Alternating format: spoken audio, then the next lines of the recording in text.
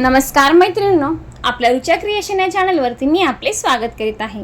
तर मैत्रिणींनो, आजच्या व्हिडिओमध्ये आपण एक सध्या ट्रेंडिंग असलेल्या मधुबाला स्टाईल ब्लाउजची कटिंग पाहणार आहोत आणि सोबतच ती कटिंग वापरून आपण कपड्यावरती कशा पद्धतीने कटिंग करायची आहे त्याची सुद्धा माहिती आपण आजच्याच व्हिडिओमध्ये घेणार आहोत।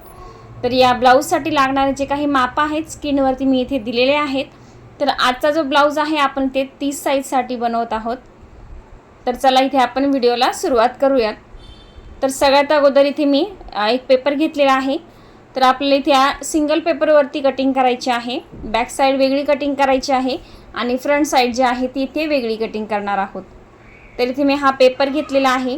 पेपरच्या एका साइडला आपली इथे अगोदर बॅक साइडचा भाग काढून घ्यायचा आहे आणि उरलेल्या भागामध्ये आपण मग फ्रंटचा पार्ट इथे कटिंग करणार आहोत। तर सगळ्यात अगोदर इथे आता आपल्याला ब्लाउजची उंची टाकून घ्यायची आहे।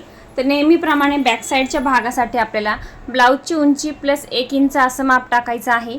तर ब्लाउजची उंची इथे 13.5 इंच आहे। तर 14.5 इंचावरती मी इथे मार्किंग करून घेते आहे। ते इथे 14.5 इंचावरती मी मार्किंग करून घेतलं। पुन्हा एकदा मी इथे 14.5 इंचावरती मार्किंग करून घेतलेलं आहे। कारण रेष जी आहे ते आपल्या सरळ यायला पाहिजे त्याच्यासाठी मी डबल मार्किंग करून घेतलं आणि ते सरळ लाईन मारून घेतलेली आहे। यानंतर आता 30 साइजसाठी आपल्याला या रेषेवरती शोल्डरचं माप टाकायचं आहे। तर तुमच्या ब्लाउजची साइज जी काही असेल त्यानुसार तुम्ही इथे शोल्डरमध्ये चेंजेस करायचे आहे। तर इथे 30 साइजचं माप आहे त्यामुळे शोल्डरमध्ये मी 5 इंचाचं शोल्डर इथे टाकत आहे। तर 5 इंच शोल्डर कसं टाकलेलं आहे तर इथे मागच्या गळ्याची जी उंची आहे ती आहे 9.5 इंच। 9.5 इंच म्हणजे 8 इंचापेक्षा इथे मोठा आहे, डीप गळा आहे। त्यामुळे गळा रुंदीचं माप मी इथे 2.25 इंच टाकलेलं आहे। तयार शोल्डर जी आहे ती इथे 2.25 इंचाची आहे। त्यामध्ये अर्धा इंच मी ॲड केलं आणि 2.25 इंचावरती माप टाकलं। तर असं 5 इंचाचं इथे शोल्डर तयार झालेलं आहे। जर इथे 2.25 ऐवजी 2.5 इंचाचे शोल्डर असेल तर तुम्हाला 2.5 इंच प्लस अर्धा इंच असं 3 इंचाचं शोल्डर इथे टाकायचं आहे। तर टोटल शोल्डर जे आहे ते इथे 5.25 इंचाचं तयार होणार आहे। तर इथे मी शोल्डरचं जेवढं माप टाकलेलं आहे तेवढंच माप मी पुन्हा खाली टाकलं आणि ते सरळ रेष जी आहे ती मारून घेतलेली आहे। आता या सरळ रेषेवरती आपल्याला इथे मुंड्याचं माप टाकायचं आहे। तर मुंड्याचं माप इथे 30 इंचासाठी मी इथे 5.25 इंचावरती मी मुंड्याचं माप इथे टाकून घेतलं। त्यानंतर पुन्हा शोल्डरच्या मापापासून मी इथे 5.25 इंचावरती आणखी एक मार्किंग करून छातीसाठी सरळ रेषा इथे मारून घेतलेली आहे। आता ही जी आपण सरळ रेषा मारलेली आहे तिथे आपल्याला छातीचं मार्किंग करायचं आहे। तर छातीचा चौथा भाग प्लस 1.5 इंच शिलाई मार्जिन असं मी माप इथे टाकून घेतलेलं आहे। तुम्ही जर इथे 2 इंच शिलाई मार्जिन टाकत असाल तर इथे छातीचा चौथा भाग प्लस 2 इंच असं माप टाकायचं आहे। यानंतर आता आपल्याला कमरेचं माप टाकायचं आहे। तर कमरेचं माप जे आहे ते आहे 26 इंच। 26चा चौथा भाग झाला इथे 6.5 इंच प्लस 1 इंच आपण टक्ससाठी घेतलेला आहे, बॅक साईडच्या टक्ससाठी। त्यानंतर शिलाई मार्जिन, तर शिलाई मार्जिन जेवढं आपण छातीमध्ये टाकलेलं आहे तेवढंच माप आपल्याला कमरेच्या मापामध्ये सुद्धा टाकून घ्यायचं आहे। तर इथे छातीच्या मापामध्ये मी 1.5 इंच टाकलेलं आहे। तर सेम तेवढंच माप मी इथे कमरेच्या साईजमध्ये सुद्धा टाकून घेतलेलं आहे। यानंतर आपल्याला फिटिंगची जी लाईन आहे ती इथे लाईन काढून घ्यायची आहे। यानंतर आता बॅक साईडचं ज्या मुंड्याचं माप आपल्याला टाकून घ्यायचं आहे। तर मुंड्याचं माप टाकण्यासाठी मी इथे जो कोन केलेला आहे त्या कोनापासून आपल्याला तिरकी रेषा इथे काढून घ्यायची आहे। आता या तिरक्या रेषेवर मी इथे 1.25 इंचाचं माप टाकलेलं आहे। त्यानंतर जी मुंड्याची रेषा आपण काढलेली आहे तिचा आपला सेंटर घ्यायचा आहे। मुंड्याची रेषा इथे आपण 5.25 इंचावर काढलेली आहे। 5.25चं मध्ये झालं इथे 2.5 आणि 1 रेषा म्हणजेच 2 नंतर 5 रेषा। तर इथे मी मार्किंग करून घेतलं सेंटरला आणि आपल्या मुंड्याचा आकार इथे काढून घ्यायचा आहे। जर इथे तुम्हाला हाताने काढता असेल तर तुम्ही डायरेक्ट हाताने काढू शकता किंवा फ्रेंच कर्वच्या साहाय्याने इथे तुम्ही बॅक साईडच्या मुंड्याचा आकार काढू शकता। तर इथे मी मुंड्याचा आकार काढून घेतलेला आहे। त्यानंतर आता आपल्याला गळ्याचं माप टाकायचं आहे। मागचा गळा जो आहे तो इथे 9.5 इंचाचा आहे। तर गळ्याची उंची प्लस अर्धा इंच 10 इंचावरती मी मार्किंग करून घेतलं।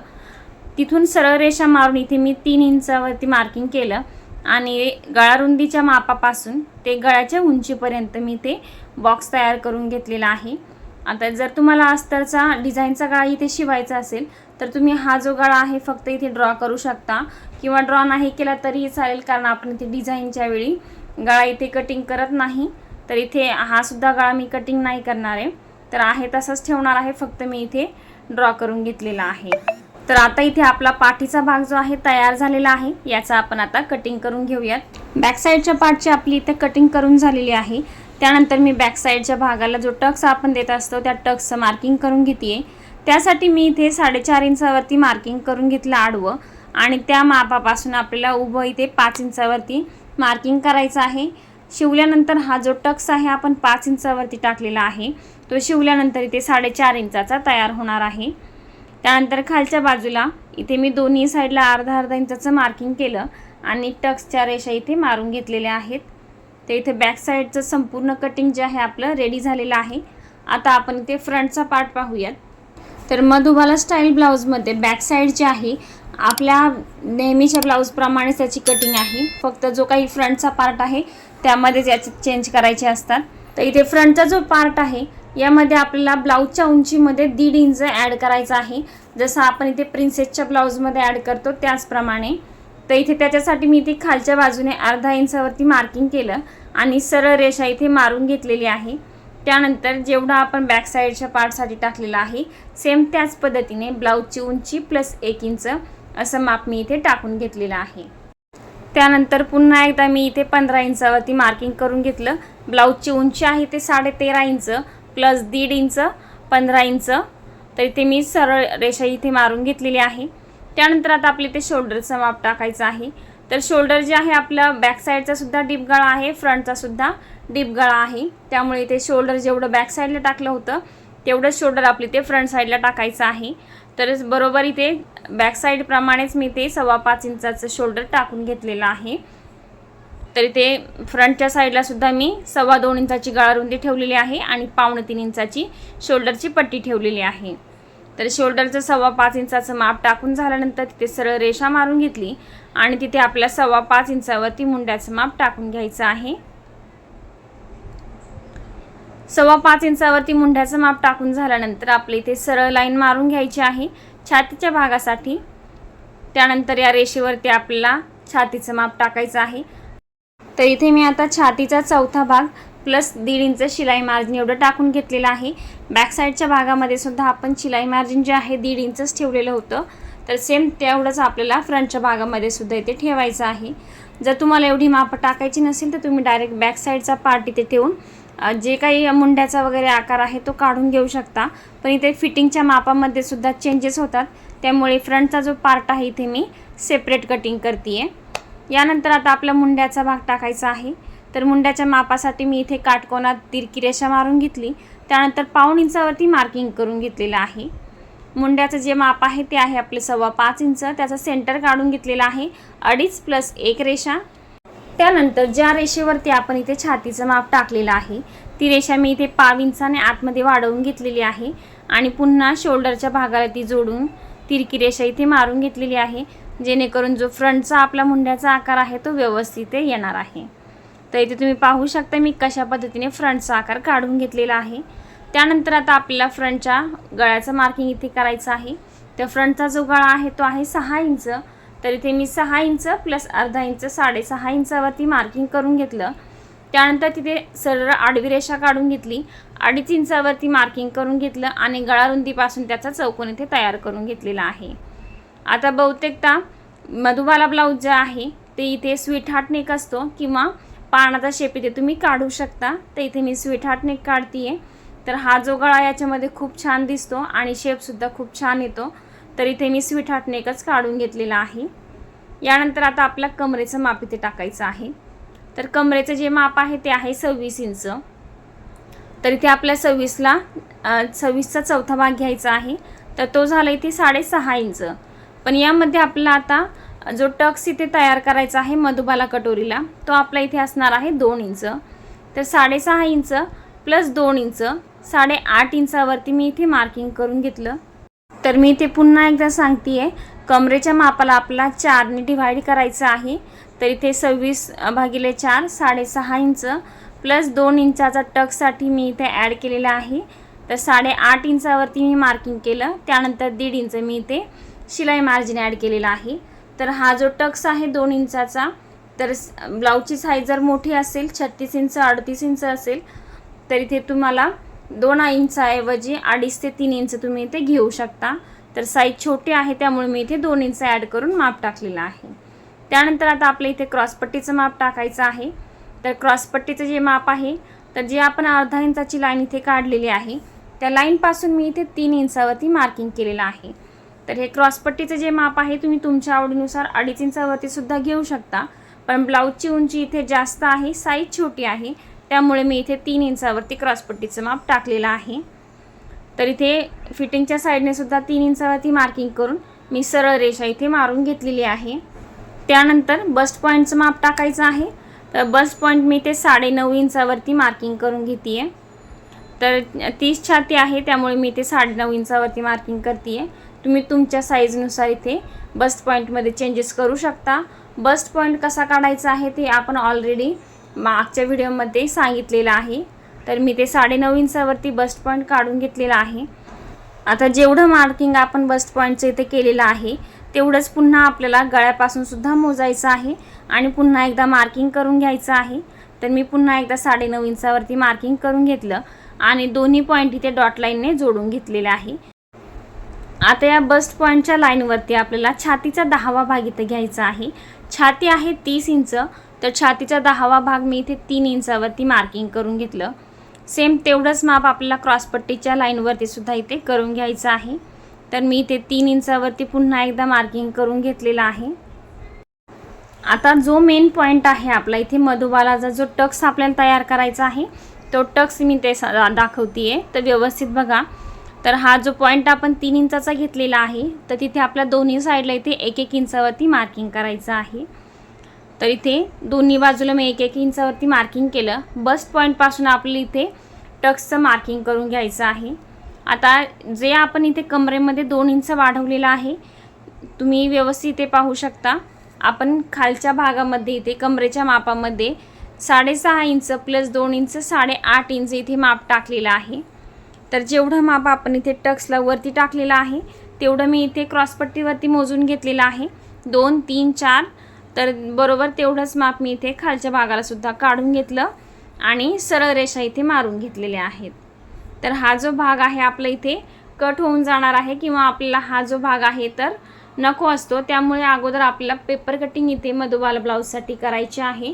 तर मधुबाला ब्लाऊज शक्यतो ब्लाऊजवर कटिंग करणं मी इथे टाळते.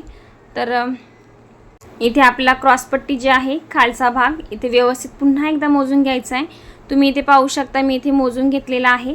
टक्सच्या अगोदरचा जो भाग आहे 2 इंच आणि त्याच्यानंतर पुढे मी इथे टेप ठेवून घेतला. तर 6.5 इंच प्लस 1.5 इंच आपलं बरोबर इथे भरती आहे 9 इंच. यानंतर आता शिलाई मार्जिनच्या ज्या रेषा आहेत त्या दोन्ही रेषा मी इथे काढून घेतलेल्या आहेत. आता या ब्लाऊजचा मेन पार्ट आपल्या इथे काढायचा आहे. म्हणजे मधुबाला ब्लाऊज आपण इथे तयार करतोय त्याची कटोरी कशा पद्धतीने काढायची आहे ते आपण पाहतोय. तर आपण बस्ट पॉईंटपासून जेवढं माप इथे आपण बंद बाजूकडे इथे काढलेलं आहे गळ्याच्या बाजूने तेवढंच माप आपल्याला टक्सच्या दुसऱ्या बाजूला काढून घ्यायचं आहे. तर हे माप मी इथे 3 इंचावरती टाकलेलं होतं तर तेवढंच माप मी इथे समोर पुढे टक्सच्या पुढे टाकून घेतलेलं आहे. त्यानंतर फ्रंटच्या मुंड्याच्या आकारापासून आपला आतमध्ये 2.25 ते 2.5 इंचावरती मार्किंग करायचे. तर इथे माप छोटा आहे त्यामुळे मी इथे 2.25 इंचावरती मार्किंग करून घेते आहे, जेणेकरून जो काही आपला इथे प्रॉपर शेप आहे तो सुद्धा इथे व्यवस्थित येणार आहे. तर इथे मोठं माप असेल तर तुम्ही 2.25 ऐवजी 2.5 इंच सुद्धा घेऊ शकता. आता स्वीट हार्ट नेक काढलेला आहे तर त्याच्या कोपऱ्यापासून मी व्यवस्थित गोल शेप इथे काढून घेते आहे. तर हा जो शेप आहे तुम्ही फ्रेंच कर्वच्या सहाय्याने काढू शकता. जर हा शेप एकदा व्यवस्थित आला नाही तर तुम्ही पुन्हा एकदा व्यवस्थित गोल हा शेप काढू शकता. तर त्याच्यासाठी मी अगोदर इथे डॉटेड शेप काढून घेतला. त्यानंतर परफेक्ट आल्यानंतरच आपण त्याला आउटलाईन काढून घ्यायची आहे, जो की आपला जो मेन आहे तो आकार काढून घ्यायचा आहे. आता हा जो शेप आहे तर तो सेंटरला इथे आपला क्रॉसपट्टीच्या सारखाच वरती तयार करायचा असतो. तर हा शेप काढून झाल्यानंतर जसा आपण टक्सला पुढे घ्यायचा आहे आणि तसंच ते माप जे आहे ते 1/2 ते 1.5 इंचावरती आपल्या क्रॉसपट्टीसारखा इथे आकार देऊन घ्यायचा आहे. यानंतर आता फिटिंगची जी बाजू आहे ते आपल्या इथे बॅक साईडचा भाग ठेवून घ्यायचा आहे. जेवढा आपल्या इथे बॅक साईडच्या बाजूची फिटिंगची बाजू आहे तेवढंच माप आपल्या इथे फ्रंटच्या भागामध्ये सुद्धा लागणार आहे. जेणेकरून आपले फिटिंगमध्ये मापसुद्धा इथे व्यवस्थित येणार आहे। तर ते मी इथे मोजून घेतलेलं आहे। ते इथे अर्धा इंच आपण ऑलरेडी फ्रंटच्या भागामध्ये एक्स्ट्रा वाढवलेलं होतं, तर ते आपल्याला इथे तिरकी रेषा मारायची आहे टक्सपर्यंत आणि तो भाग आपल्या इथे कट करून टाकावा लागणार आहे। आता हा फ्रंटचा जो काही पार्ट आहे आपल्या इथे ड्राफ्टिंग करून तयार झालेला आहे। आता आपण याची कटिंग करून घेऊयात। तर कटिंग करण्यासाठी सगळ्यात अगोदर मी इथे शोल्डरचा पार्ट कट केलेला आहे। त्यानंतर जो आपण इथे फिटिंगमध्ये अर्धा इंच वाढवलेला होता तो अर्धा इंचसुद्धा मी इथे कटिंग करून टाकलेला आहे। त्यानंतर फिटिंगची बाजू आणि मुंड्याचा भाग हा पार्ट आपल्या इथे कट करून घ्यायचा आहे आणि सोबतच फ्रंटच्या गळ्याचा आणि कटोरीचा भागसुद्धा आपल्या इथे कटिंग करून घ्यायचा आहे। तर ते हे सगळे पार्ट मी इथे कटिंग करून घेतलेले आहे। तुम्ही इथे पाहू शकता हा फ्रंटचा पार्ट आहे आपला। तर इथे आपला जो टक्स आपण इथे तयार केलेला आहे तिथे आपल्या सेंटरला इथे फोल्ड करायचा आहे। तर हा जो पेपर आहे कडक आहे, त्यामुळे मी इथे तीनही रेषेंवरती त्याला मी अगोदर फोल्ड करून घेतलेला आहे, जेणेकरून टक्स इथे मला व्यवस्थित दाखवता येईल त्याच्यासाठी।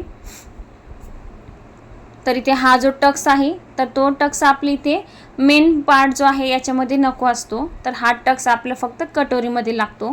तर हा आपल्या इथे फोल्ड करून टाकायचा आहे। तर इथे मी याला सेलो टेपने चिकटवून टाकणार आहे। त्यानंतर ही जी कटोरी आहे आपण कटिंग करून घेतलेली आहे, तर इथे तुम्ही पाहू शकता हा टक्स जॉईंट केल्यानंतर ती अशा पद्धतीने इथे तयार होणार आहे। तर इथे तुम्हाला दाखवण्यासाठी मी फक्त सेंटरला इथे कटिंग केलेलं आहे। तर कटिंग करताना आपल्याला जो टक्स आहे तो इथे कटिंग करून टाकायचा आहे। तर इथे अशा पद्धतीने हा पार्ट आपला तयार होणार आहे। तर हा जो टक्स आहे कटोरीचा मी इथे कटिंग करून घेते। त्यानंतर खालचा जो टक्सचा एक्स्ट्रा भाग आहे तो मी इथे सेलो टेपने चिकटवून घेतलेला आहे। आता इथे पेपर कटिंग जे आहे आपल्या इथे रेडी झालेलं आहे। त्यानंतर कपड्यावरती कटिंग करताना यामध्ये कोणता भाग आपल्या इथे वाढवायचा आहे ते सुद्धा आपण आता याच व्हिडिओमध्ये पाहूयात। तर चला आपण आता कपडा कटिंग करून घेऊयात। तर इथे तुम्ही पाहू शकता आपले हे 3 पार्ट तयार झालेले आहेत, फ्रंटचा कटोरीचा पार्ट, मेन पार्ट आणि बॅक साईडचा पार्ट। तर आता आपण कपडा कटिंग करूयात।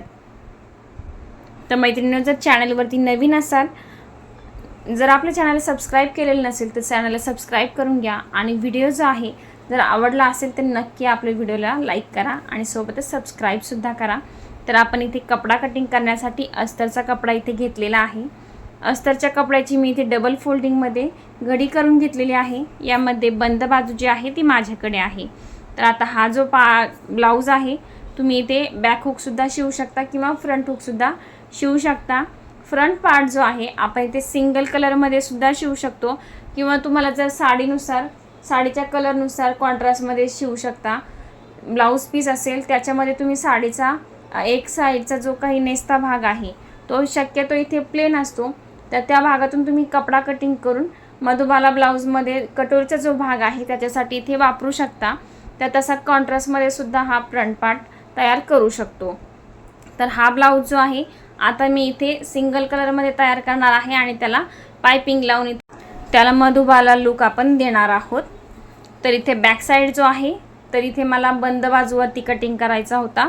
इथे मी बंद बाजूवरती बॅक साईडचा भाग ठेवून ड्राफ्टिंग करून घेतलेला आहे।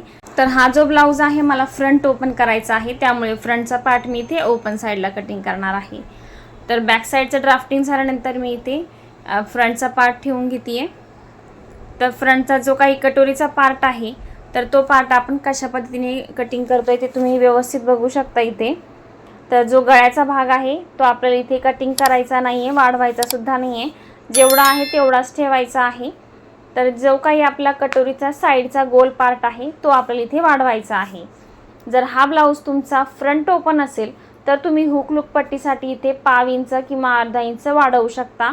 जर तुम्हाला फ्रंट ओपन करायचं नसेल तर तुम्हाला गळ्याच्या साईडने म्हणजेच हुक लूकच्या साईडने जो काही आपला मधना कटोरीचा सरळ भाग आहे तर तिथे पाव इंच अर्धा इंच वाढवायची गरज नाही आहे, फक्त गोल भाग जो आहे त्यालाच आपल्या इथे अर्धा इंच वाढवायचा आहे। तर हा जो ब्लाऊज आहे मी फ्रंट ओपन करणार आहे, त्यामुळे मी इथे याला पाव इंच एक्स्ट्रा वाढवून घेतलेला आहे। त्यासोबतच मी इथे कटोरीला टक्सचं मार्किंग सुद्धा सोबतच लगेच करून घेतलेलं आहे, जेणेकरून नंतर आपला गोंधळ होऊ नये। यानंतर आता आपल्या इथे फ्रंटचा पार्ट कटिंग करायचा आहे।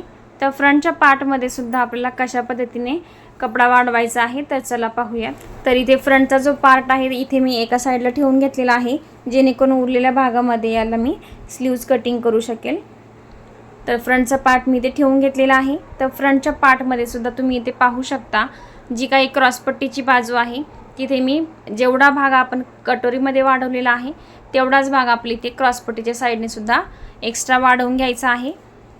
त्यानंतर बाकीचा जो काही पार्ट आहे तो आपला आहे तसाच ड्रॉ करून घ्यायचा आहे. त्यानंतर गळ्याच्या मार्किंगपासून आपल्याला ते क्रॉसपट्टीच्या मार्किंगपर्यंत गळ्याच्या आतल्या बाजूने 1.5 इंचावरती एक्स्ट्रा मार्किंग करून घ्यायचा आहे. तर तो जो भाग आहे आपली इथे एक्स्ट्रा लागणार आहे कपडा जॉईंट करण्यासाठी. ते तुम्ही इथे पाहू शकता मी कशा पद्धतीने हा भाग वाढवलेला आहे. तर हा भाग वाढवताना आपल्या इथे गळ्याचा भाग वाढवायचा नाही आहे. तर जिथे आपलं स्वीटहार्ट नेकचं इथे टोक येणार आहे त्या टोकाजवळ मी इथे एकदा मार्किंग करून घेतलेलं आहे आणि त्यानंतरच बाकीच्या भागाला मी इथे 1.5 इंचाचं अंतर सोडून मार्जिन सोडून दिलेलं आहे. तर इथे व्यवस्थित पाहू शकता, जेणेकरून आपलं ब्लाऊजमध्ये इथे चुका होणार नाही आहेत. आता हे आपलं मार्किंगसुद्धा झालेलं आहे. तर हे पार्ट आपण आता कटिंग करून घेऊयात. तर इथे संपूर्ण मधुबाला स्टाईल ब्लाऊजची आपण पेपर कटिंग आणि कपड्यावरती कटिंग जे आहे एकदम सोप्या पद्धतीने इथे बघितलेली आहे. तरीसुद्धा तुमचे काही डाऊट असतील तर तुम्ही इथे कमेंट बॉक्समध्ये विचारू शकता. तुमच्या प्रश्नांची उत्तर देण्याचा मी नक्की प्रयत्न करेल. तर याचा स्टिचिंगचा जो काही व्हिडिओ आहे तो आपण पुढच्या भागामध्ये इथे पाहणार आहोत. तर मैत्रिणींनो, आजचा जो व्हिडिओ आहे आपण फक्त कटिंगचा इथे पाहिलेला आहे. तर व्हिडिओ कसा वाटला नक्की कमेंट करून सांगा. व्हिडिओ आवडला असेल तर व्हिडिओला लाईक करा. चॅनलवर नवीन असाल तर चॅनलला सबस्क्राईब करा.